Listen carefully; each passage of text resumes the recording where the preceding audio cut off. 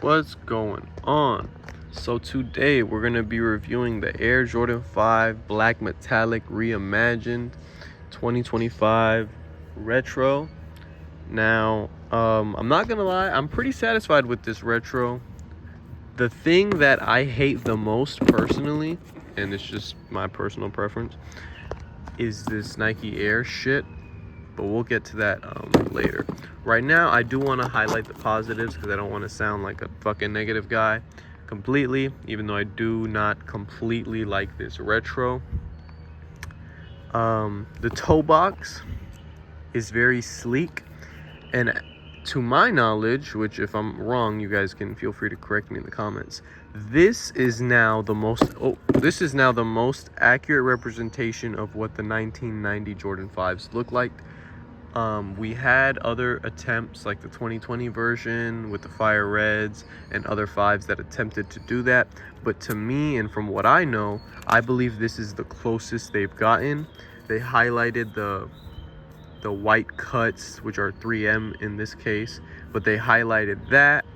They definitely changed the shape. Like I said, the toe box is sleeker.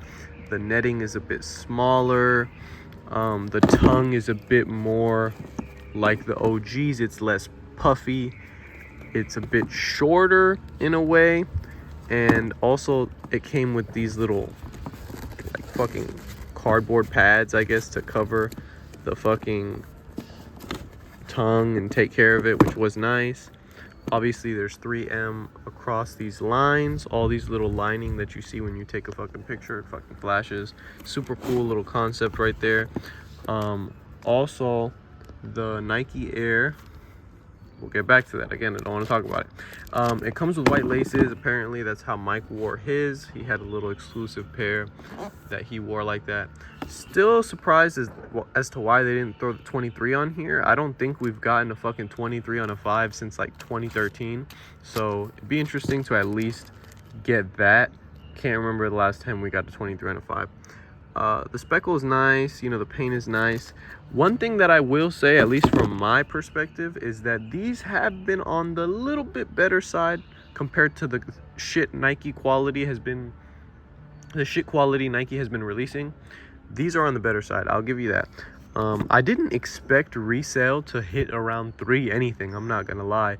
The way Nike has been dropping their releases, I didn't really think these were gonna be as valuable as they are. To my knowledge, people don't even fucking like 5s, but now apparently everybody likes these and everybody wants to pay $300 for these. So I guess that's a positive if you were able to hit on them. To me, I wanted the 2016 pair. I didn't get it. So now we're finally going to get into what I hate the most, and it honestly ruined this release for me. Maybe I'm taking it too serious, but I really hate this fucking Nike Air bullshit, and I'm gonna tell you guys why. So cool, you take a picture, it's 3M, it's reflective material, that's cool, but you see this shit right here, bro? This can fucking come off, and to me that really fucking bothers me, because it's not that fucking hard to stitch this shit on there to get a more, one, accurate representation of the OGs, and two, make sure this shit never fucking falls off. This shit, not only can it fall off, I can guarantee you it can also probably crack. And wait till you start seeing pairs on GOAT or whatever the fuck platform you use when you're trying to buy a used pair and you see that this shit's all fucking gone. Because I honestly, if I probably got a fucking pair of tweezers, I could rip this shit off.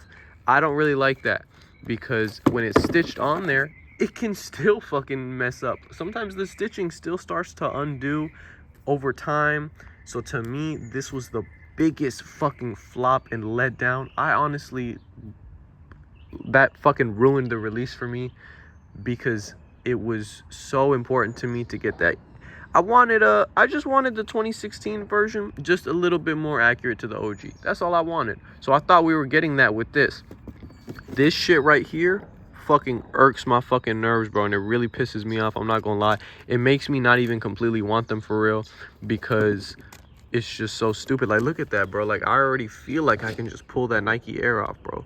Like, it seems cool on paper, but over time, for people who actually wear their sneakers and actually know what that's like, it's not gonna be that fun, man. I promise you. The same thing with those 6s, the fucking DMP 6s. If you were trying to buy a pair before they retro them in 2020, most people, that 23 was gone, and that chrome back tab would always break. So it's the same sort of situation for me. I do think it will be a bit harder for this shit to break and fall off, but I know it will happen. It's inevitable. I mean, look at it. You can already see the gaps right there. If you really wanted to, you could fucking rip it off, and it's not that hard. Stitching, it's practically impossible to completely remove it. You might get some loose stitching, sure, but that shit ain't going nowhere. And to me, I don't know if it was cost wise, I don't know if they genuinely thought that shit was cool, but to me, I feel like that's them cheaping out, because it doesn't really make any sense to me. I don't think the feature of having a fucking shiny Nike Air when you take a picture is worth not having it stitched on there. But maybe that's just me. Y'all let me know what y'all think. Overall, I do think Nike did a good job with this release. This is my prediction. I believe Nike is slowly gonna ease into making these OG retros a bit more limited, so that they're able to drive some hype, because a lot of their shoes have been sitting and they've been getting a bad reputation. So I think they're doing this to kind of sort of reignite the spark that they were missing, and that's why they're dropping all of this heat this year. I'm not gonna lie, they do have a pretty fire lineup coming up. But y'all let me know what you guys think. To me, that was an absolute fucking deal breaker. Other than that, everything would have been almost perfect for me. I really don't have any complaints. I'm sure the toe box and shit isn't completely accurate, but to me, this was the deal breaker. Again, not trying to nitpick, but I'm sick of it. Y'all let me know what y'all think in the comments. Check out the replica versus retail if y'all are interested in that, and I'll catch y'all in the next one. Peace.